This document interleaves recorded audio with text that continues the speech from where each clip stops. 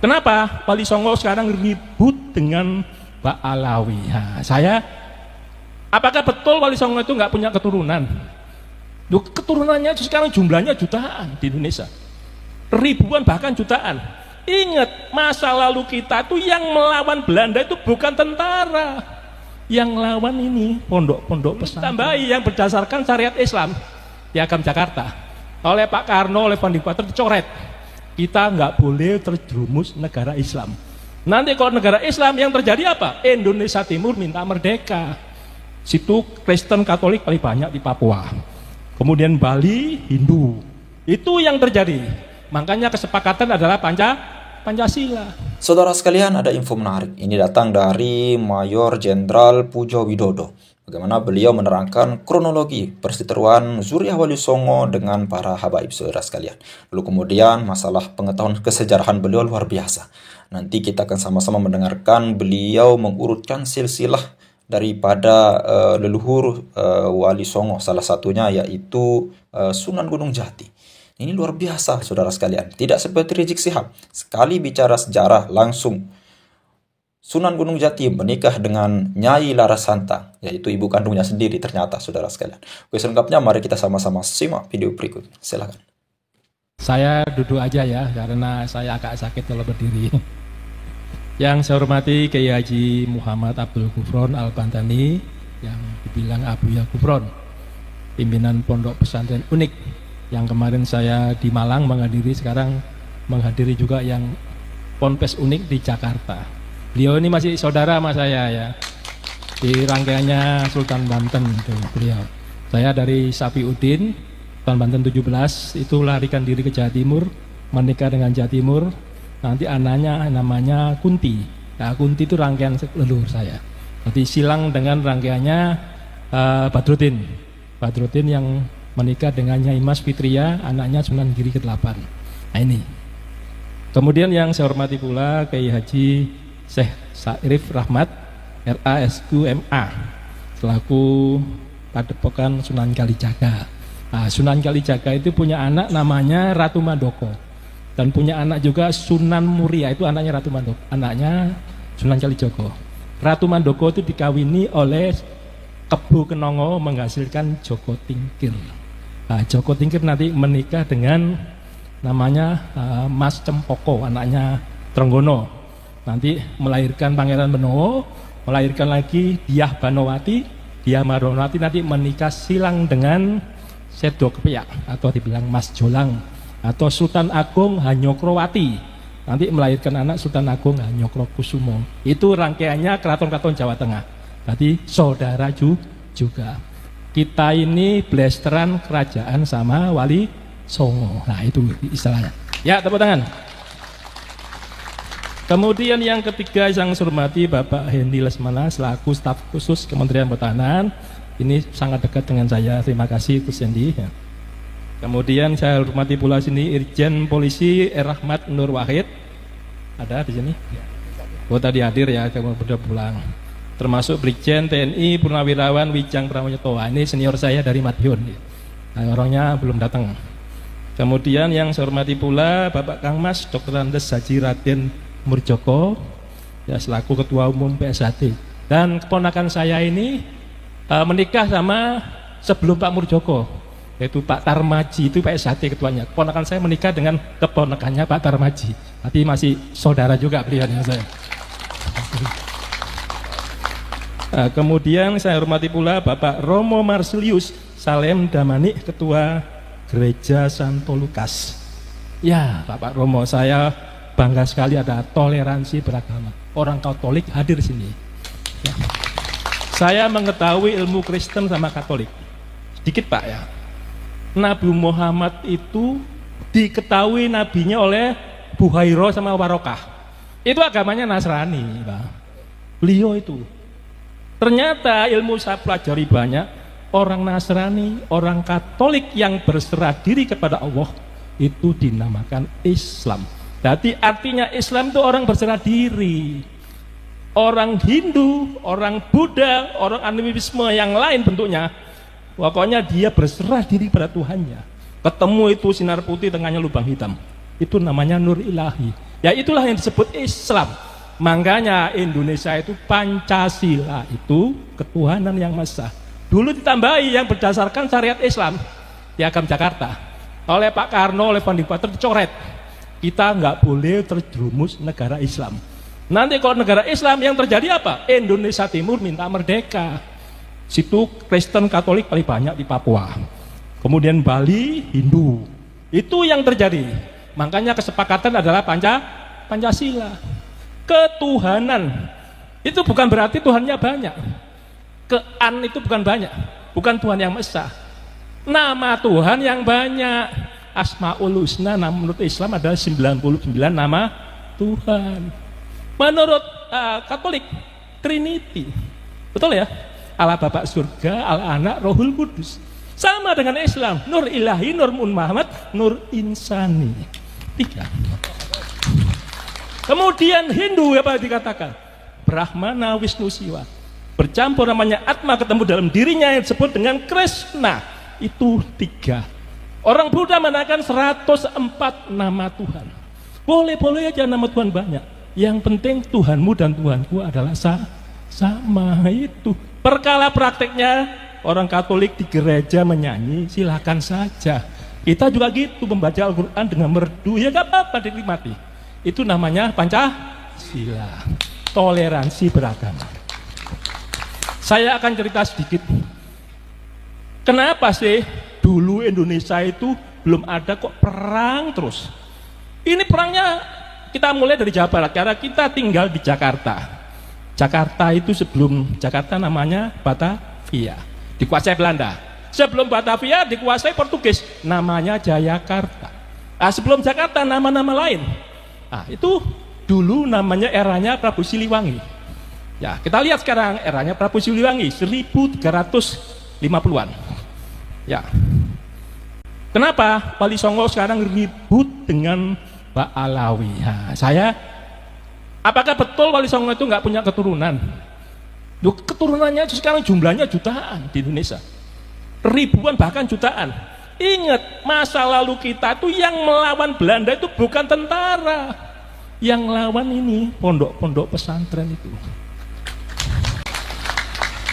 Kenapa? Tentara keraton itu kalau rajanya ditekuk Belanda, langsung tentaranya nurut pada rajanya. Yang lawan, yang disengsarakan oleh Belanda pasti masyarakat paling bawah, yaitu masyarakat bawah dikendalikan oleh pondok pesantren ini. Pondok pesantren begitu Belanda membuat anyar sampai Pararukan, jalan tuh di Daendels itu melintas makam-makam leluhurnya Pangeran Diponegoro yang tiap hari didikirin, didatangi oleh umatnya, leluhurnya termasuk pengikutnya, itu digiles oleh Belanda tanpa izin. Marah nggak?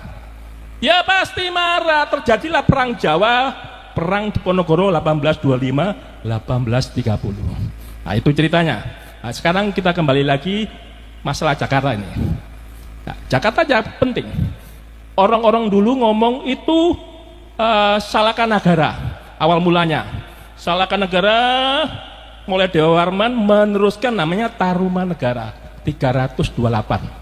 Ya, Masehi ya, abad keempat Tarumanegara berdiri. Tarumanegara raja pertamanya Jayasingha Warman. Jayasingha Warman menurunkan Dharmaraya Warman. Dharmaraya Warman menurunkan Purnawarman. Istrinya orang Kutai. Ya, Kutai berarti bersatu sama Jawa Barat. Nah, ini saya ngomong Jawa Barat. Saya belum cerita Wali Songo ya, baru Purnawarman. Purnawarman nanti menelurkan lagi anak-anaknya. Semuanya Warman semua namanya. Yaitu ada Windu Warman, Indra Warman, Chandra Warman, masuk yang keenam ya Surya Warman. Ini mulai mendirikan kerajaan Galuh. Ya, Galuh yang munculnya di Cirebon. Surya Warman muncul lagi, anaknya Kertawarman, kemudian terus sampai terakhir raja ke-12 namanya Linggawarman. Ya, Linggawarman akhirnya berhentilah itu. Muncul kerajaan Sunda oleh Tarus Bawah pertama kali. Sunda Galuh mulai pisah ya. Mulai pisah, pecah. Begitu keturunannya nanti, begitu masuk Niskalawastu Kencana. Nah, ini belum Prabu Siliwangi. Niskalawastu Kencana ini mulai eranya dia itu eranya Raden Wijaya. Raja Wijaya mana tuh? Mojopahit. Mulai terjadilah Sunda dan Jawa Timur perang bubat. Dewi Pitaloka bunuh diri akhirnya. Sejak pasukannya datang untuk perkawinan nggak jadi, ternyata dibantai oleh rangkaiannya pasukannya Gajah Mada. Sehingga saat itu sebenarnya itu perkawinan silang itu menyatukan Jawa Barat, Jawa Timur. Tetapi tidak mau bersatu gara-gara peristiwa perang bubat. Ternyata Raden Wijaya itu bawanya bapak kandungnya Raden Wijaya, Mojopahit itu namanya Jayadharma, adalah keturunan Siliwangi. Itu bapaknya. Siapa? Mandimina menikah dengan Parwati. Parwati adalah Kalingga. Yang Mandimina rangkaiannya Sunda Galuh. Itu rudanya Raden Wijaya. Ibunya Raden Wijaya namanya Lembutol, yang dibilang dia Wisnumurti. Dia Wisnumurti punya bapak Mahesa Cempaka, Mahesa Cempaka punya bapak Mahesa Wong Atleng, Mahesa Wong Atleng punya bapak namanya Kenaro. Ya ingat ya, nah, itu rangkaian. Jadi Raden Wijaya ingin menyatukan. Akhirnya apa? Sebenarnya dia adalah pangeran, ibaratnya orang sah menjadi mempersatu kerajaan. Hampir bersatu itu saat itu. Akhirnya pecah. Sehingga yang ditunjuk oleh dia Pitaloka ini punya adik kecil, masih kecil, namanya Wastu Kencana tadi. Ya, Prabu Wastu Kencana. Prabu Wastu Kencana sekarang lihat besar jadi putra mahkota, dia jadikan Raja Galuh, Sunda Galuh. Dia menikah dengan Larasati, Larasukarti, Dewi Larasukarti, menghasilkan Kentreng Manik, yang nanti Kentreng Manik menghasilkan Susuk Tunggal. Susuk Tunggal punya anak Kentreng Manik. Kentreng Manik ini akan dinikahi oleh Prabu Siliwangi. Ya. Kemudian Wastu Kencana menikah lagi dengan anaknya patihnya Gurosora yang dinamakan Dewa Kisnala. Ini yang punya anak Dewa Kisnala nih punya anak namanya Prabu Siliwangi. Jadi Prabu Siliwangi sama Kentreng Manik itu saudara sepupu dinikahkan. Sementara Ki Gedeng Tapa, seorang yang berguru di Syekh Kuro di Karawang, ini menikah dengan Prabu Siliwangi, menghasilkan 3 orang anak namanya Walang Sungsang, Roro Santang, sama Kian Santang. Ini Roro Santang menikah dengan Raja Mesir yang berkelana masuk ke petani, namanya Raja Abdullah. Sehingga bapaknya Raja Abdullah ini Nurul Alam itu mengislamkan Patani yang sekarang jadi pemberontak di Thailand Selatan. Itu keturunannya satu rangkaian dengan Sunan Gunung Jati, Syarif Hidayatullah. Dan punya saudara lagi Abdullah namanya di Ternate, yaitu Raja Ba'abula. Nah, itu rangkaiannya. Nah, kita kembali lagi ke Wastu Kencana. Dewa Kisnala punya anak Prabu Siliwangi. Nanti Prabu Siliwangi menikah juga namanya Dewi Ambet Asih, menghasilkan 3 orang yaitu Mandaka, kemudian Gagak Ampiar, baru Dewi Ratu Merana. Nah, 3 ini yang kelompok Prabu Siliwangi terkenal. Nah, sekarang kita lihat yang Sunan Gunung Jati. Sunan Gunung Jati begitu masuk Islam, menyebarkan Islam, yang marah bapak kandungnya sendiri, kakeknya sendiri, yaitu Prabu Siliwangi. Karena Prabu Siliwangi mempertahankan Hindu. Kenapa kok cucu saya itu menyebarkan Islam? Marahlah Prabu Siliwangi, nggak mau tunduk, mau diserang. So cucunya sendiri diserang. Disuruhlah Pangeran Purboyo dari Garut untuk menyerang si Sunan Gunung Jati. Di tengah perjalanan bukannya menyerang, Pangeran Purboyo dan pengikutnya malah masuk Islam, sehingga semua Garut itu menjadi Islam. Lebarlah wilayah Islam Indonesia gara-gara Sunan Gunung Jati. Jawa Barat separuh masih wilayahnya Sunda, miliknya Prabu Siliwangi. Kemudian Prabu Siliwangi yang dari Kentreng Manik tadi punya anak namanya Surawisesa. Anaknya 3, Surawisesa, Surosowan, sama Surawati. Nah, tilang aja anak kedua Surosowan, namanya Kawunganten. Kawunganten ini dikawinkan dengan anaknya Roro Santang yang dibilang Syarif Hidayatullah, dikawinkan sepupu nih sama, menjadi adipati Banten pertama. Setelah jadi adipati masuk Islam, sehingga agama Hindu semakin sempit. Bingung mau kalah, apa yang dilakukan Prabu Siliwangi? Bersekongkol dengan Portugis menguasai Malaka saat itu. Diserang sama Aceh terus. Aceh, tapi Aceh kalah terus. Ditulis di Kapten Tak Belanda itu mengkritik pertahanan Aceh seperti kandang kuda, dibilang gitu. Orang Jawa juga gitu, seperti pertahanannya kandang kuda, terbuat dari batu mata merah. Berarti kalau sekali dibom pakai kanon langsung jebol. Mereka rampas senapan saya, kanon saya, sampai saya pergi. Begitu saya datang lagi masih saja menggunakan perang gajah. Itu dikritik oleh Kapten Tak. Karena Aceh kalah terus di Malaka, apa yang terjadi dilakukan Sunan Gunung Jati setelah menyatukan Banten jadi Islam? Sunan Gunung Jati menikahi putri Lampung.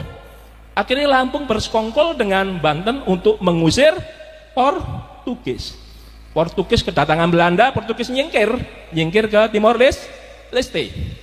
Sehingga Portugis tadi dikasih pelabuhan oleh Prabu Siliwangi namanya Jayakarta, itu Portugis. Begitu Belanda masuk, Cornelis de Houtman 1596, sehingga Jakarta saat itu menjadi Batavia. Nah, saat itulah membuat jalan itu, sehingga semua di mana-mana Belanda adalah merusak kehidupan kerajaan kita, termasuk Wali Songo. Nah, tapi itu perlu diingat, ketika orang Cirebon itu Galuh melawan Belanda, melawan Portugis, dia bersatu dengan kerajaan Jawa yaitu Joko Tingkir, sehingga Jawa Cirebon bersatu. Takutlah Prabu Siliwangi, kerajaannya diserahkan pada Suraweseso, dia kabur, yang orang-orang dibilang mukso, sebenarnya tidak mukso. Makamnya Prabu Siliwangi itu ada di mana? Di Boto Putih, Surabaya. Cek di sana, namanya Pamanarasa, ada di Surabaya. Cuma berbeda dengan Islam, ada tembok yang menyekat situ, ada bahasa Kawi tulisannya Pamanarasa. Ya silakan aja kalau mau mencari makamnya Prabu Siliwangi. Ya itu Prabu Siliwangi sudah berusaha menyatukan Hindu. Ya sekarang dari Prabu Siliwangi tadi sudah ya, saya akan ceritakan dari Linggawarman tadi. Raja terakhir Tarumanegara diserang oleh Sriwijaya, abad ke-7 muncul.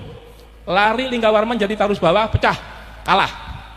Muncul namanya kerajaan Kalingga, yaitu Jepara. Itu Wasumurti, raja pertamanya, itu orang India. Putrinya perempuannya orang Jepara. Wasumurti diganti oleh Wasugeni diganti oleh Wasudewa diganti Wasukawi, kemudian Wasukawi diganti Kiratasinga diganti lagi Kartika Jasinga. Kartika Jasinga diserang lagi Sriwijaya, mundur ke Kediri, yaitu Kahuripan muncul kerajaan itu. Sejak di Kahuripan nanti kutukan siapa pejabat yang tidak ikhlas hatinya, tidak suci, masuk ke Kediri nanti akan jatuh. Gus Dur jatuh, Pak Karno jatuh gara-gara ke Kediri. Nah itu kutukannya Kartika Jasinga. Kartika Jasinga yang meninggal itu adalah suaminya Ratu Sima. Sehingga Ratu Sima yang menggantikan tangan besi dia. Ratu Sima punya anak namanya Sanaha. Nah, Sanaha menikah dengan Galuh, yaitu Cirebon, namanya Brontoseno. Melahirkan namanya Parwati. Parwati nanti menikah dengan Mandi Minyak, itu yang disebut rangkaiannya Raden Wijaya. Raden Wijaya Jawa Timur. Juga raja aslinya, putra mahkotanya Sunda. Coba kalau dulu bersatu menikah betulan, kalau gak diganggu kacamata. Bersatu Jawa Barat, Jawa Timur tuh. Sehingga sampai detik ini orang Jawa Barat ngomong kalau menikah orang Jawa Timur itu nggak cocok Sunda sama Jawa Timur. Kalau lakinya jadi Jawa Timur pasti lakinya kalah sama perempuannya. Ini cerita-cerita sampai legenda sampai sekarang. Jawa Barat, Sunda pasti itu. Sebenarnya saudara sama. Banyak alang beratnya kalau kita kawin silang itu perlu. Ya tadi Parwati punya anak namanya Sanjaya, Raja Jawa Wangsa Sanjaya. Sanjaya diganti Panunggalan diganti Panungkarun, Parung diganti Garung terakhir ya. Garung era Wangsa Sanjaya. Begitu masa silent dan namanya Raja Pikatan bersatu dengan Sumatera. Kenapa? Pikatan menikah dengan Pramudawardhani, adik kandungnya Balaputra Dewa. Itu semua dua orang itu anaknya Sailendra bersatu. Makanya persatuan Pancasila itu tak gampang. Sudah dari leluhur kita itu ingin bersatu terus. Sejak Pikatan itu berdiri namanya Borobudur, bukti Hindu Buddha. Bhinneka Tunggal Ika Dharma Mangruwa. Walaupun berbeda-beda agama, tetapi tetap satu. Sekarang Dharma Mangruwa dibuang, mengikuti Pancasila sekarang. Bukan mengikuti Piagam Jakarta, ada berdasarkan syariat Islam. Tadi Pancasila betul. Dharma Mangruwa dibuang, walaupun berbeda agama, etnis, suku dan sebagainya, itu menjadi satu Bhinneka Tunggal Ika. Dharma Mangruwa dipakai. Kalau dipakai, bahayanya pada orang Maluku mengatakan kita ini bangsa Alipuru, bukan bangsa Jawa. Mereka separatis. Orang Papua mengatakan kita bangsa Melanesia, Papua separatis. Bangsa Aceh, Arab, Eropa, Cina, Hindi, itu Aceh. Kita bukan Jawa, Jawa usir aja. Itu yang terjadi di seluruh perbatasan Indonesia. Makanya Dharma Mangruwanya dibuang, jadi Bhinneka Tunggal Ika. Itu ceritanya. Kemudian kita lihat lagi Pikatan. Pikatan diganti Kayuwangi, Kayuwangi diganti Wawa, Wawa diganti Belaksa, Belaksa diganti Tulodong. Itu Wangsa Sai Endra. Tulodong dikudeta oleh patihnya yang bernama Empu Sendok. Empu Sendok bukan keturunan Sriwijaya, makanya terjadi peperangan. Menanglah Empu Sendok. Disebut Wangsa Isana karenanya anaknya Empu Sendok namanya Sri Makuta Sri Esana, dinamain Sri Esana. Sri Esana punya anak dua, yaitu Dharma Wangsa sama Mahendrata. Mahendrata dikawinin Raja Udayana Bali, menghasilkan Airlangga. Airlangga menikah dengan putrinya Dharma Wangsa, melahirkan Dewi Kilisuti yang tidak mau menikah. Orang Raja Airlangga itu raja kok, masa putrinya nggak mau menikah? Kalau nggak menikah, nggak punya keturunan, nanti penggantinya dia siapa? Bingung. Akhirnya Airlangga mengambil selir. Ketika itu ada pemberontakan Dyah Lodong dari Tulungagung, itu keturunannya Sailendra, keturunan Tulodong itu. Akhirnya Airlangga menikah dengan keturunan Sriwijaya.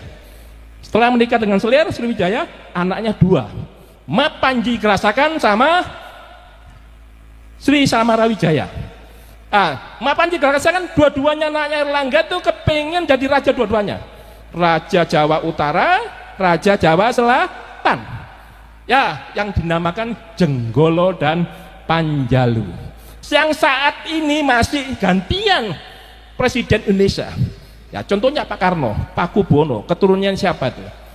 Keturunannya Pakubuwono, Mataram II adalah Panjalu. Ini gitu. Diganti Pak Harto, ternyata Ibu Tin. Butin ada Mataram 1, ada Mataram 2. Paling kuatnya dia Mataram 1.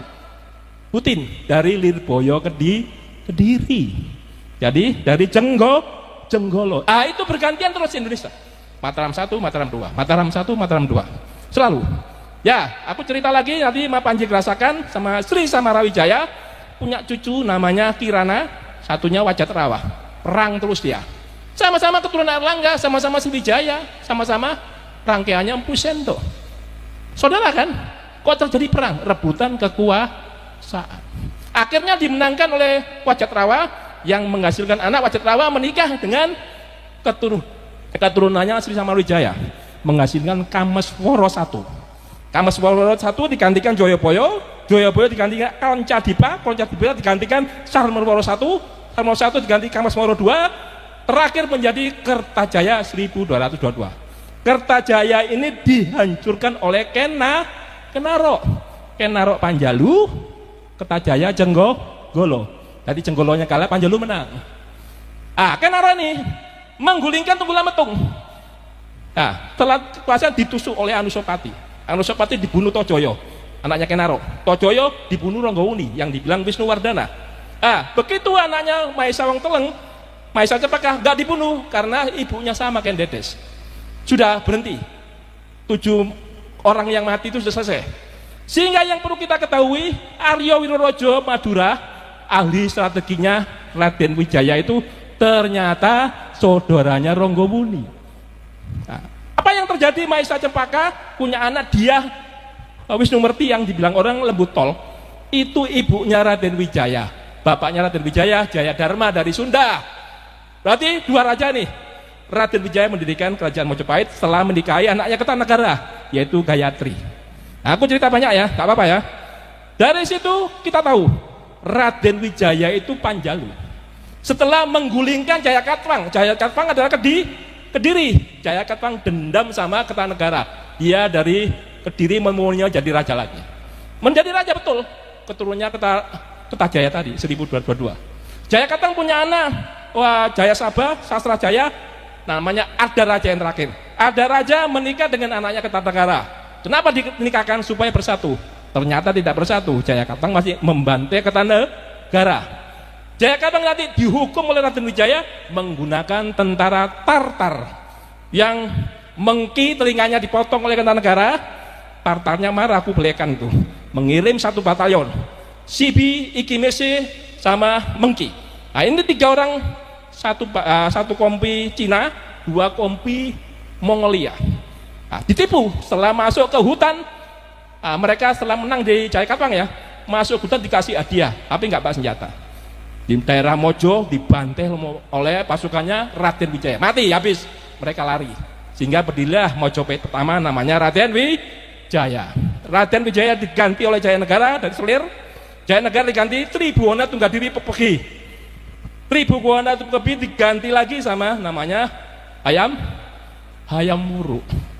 Nah, eranya Hayam Wuruk, Kecamatan Tinggi bersatu, seluruh kerajaan disatukan sama si Hayam Wuruk. Sayangnya tadi peristiwa di Wiyah Pitaloka itu kejadian sama Sunda. Nah, kemudian dia punya anak namanya Suhita. Nanti anaknya Suhita ini perang lagi, yaitu Kusumawardhani rebutan tata sama Brewirabhumi. Brewirabhumi keturunannya Hayam Wuruk, Kusumawardhani keturunannya Suhita, sama. Tapi perang Parekrek itu dimenangkan Kusumawardhani. Kusumawardhani menikah dengan Wikramawardhana. Nanti diganti oleh Kertawijaya. Kertawijaya ini ingat, itu kakak kandungnya Suhita. Kakak kandungnya Kusumawardhani. Kertawijaya itu membagi kekuasaan 3 orang. Anaknya 3 kepingin jadi raja semua gantian. 2 tahun. Jadi mulai Girindra-Warasa sampai ke Supraprabawa. Itu 2 tahun. Apa yang dibilang orang Pandan Alas terakhir. Baru Pandan Alas itu Brawijaya 4 disebut ya. Baru masuk Brawijaya 5 yang dibilang Kertabumi. Brawijaya 5 itu punya anak namanya Andayiningrat. Andayiningrat ini punya anak Kebo Kenongo yang menghasilkan Joko Tingkir. Nanti menikah dengan Ratu Mandoko, anaknya Sunan Kalijaga. Beliau ini Padepokan Kalijaga. Sehingga Wali Songo itu semua kerajaan dinikahi oleh para wali kita. Para wali kita itu berasal dari Aceh awal mulanya. Jalaluddin Akbar, anak Jalaluddin ini menikahi orang Aceh. Saya tidak tahu namanya. Yang tahu yang jelas Samudra Pasai itu raja pertamanya Malikul Saleh dari kayu, menikahi putri Perlak, mendirikan kerajaan Samudra Pasai. Kemudian anaknya dinikahi Jalaluddin Akbar, menghasilkan Maulana Malik Ibrahim Asmorokondi sama Maulana Isa. 3 orang. Ya, Maulana Isa nanti menikahi dengan Dewi Sekardadu yang ada di Banyuwangi. Dewi Sekardadu itu siapa? Bapaknya Pangeran Sembuyu, bapaknya lagi Brewirabhumi keturunan Hayam Wuruk. Berarti kalau siapa yang keturunan Sunan Giri, pasti keturunan Hayam Wuruk. Nah, sehingga di Sunan Giri itu kan bapaknya Maulana Isa itu. Sunan Giri menikahi Dewi Purtosima, anaknya Sunan Nyampel. Nah, itu ceritanya Mas. Jadi nanti dari Sunan Giri itu punya anak 2, Sunan Kulon, Sunan Wetan. Sunan Kulon itu punya anak lagi namanya Pangeran Sogo Inggiri, punya anak lagi Siti Sabinah. Siti Sabinah itu siapa? Yang menikah dengan Ki Ageng Pamanahan, menghasilkan Sutowijoyo. Berarti keturunan Jawa Tengah itu Mangkunegaran, Pakubuwono, Solotigo, Jogja, semuanya adalah keturunan Wali Songo. Yang ada RR itu semuanya ke sana. Nah, ini saya jelasin aja. Ingat, Cirebon ketika bersatu dengan Jawa, Cirebon Sunan Gunung Jati punya anak namanya Panembahan Ratu pertama, itu menikah dengan anaknya Joko Tingkir. Jadi kali Jogo ada, Sunan Gunung Jati ada. Bersatu nggak? Satu, kata siapa? Wali Songo nggak ada punya keturunan. Keturunannya banyak sekali, bahkan jutaan. Nah, saya kira itu aja yang perlu saya sampaikan sedikit, tapi mengena perkawinan silang itu untuk persatuan. Jadi cita-cita founding father kita itu merdeka. Habis merdeka berdaulat. Habis berdaulat bersatu. Habis bersatu adil, terakhir makmur. Nah, ini cita-citanya kita pegang aja 5 ini. Itu terdapat di Pancasila.